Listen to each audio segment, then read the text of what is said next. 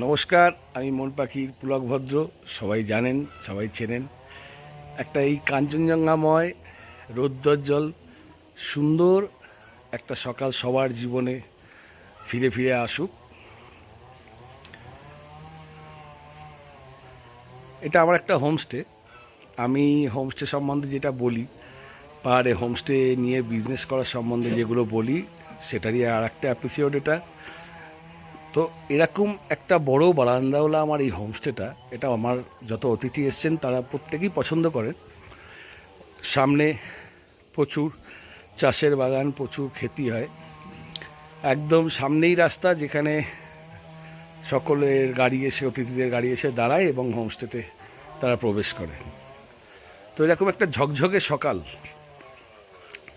আমি আপনাদেরও বলি যে হোমস্টে যখন নেবেন বা একটা ছোট্ট জমি কিনে যখন পাহাড়ে নিজের আস্তানা বানাবেন, অবশ্যই আমি সেখানে সাহায্য করব। আমি সবসময় বলি সাহায্য করি।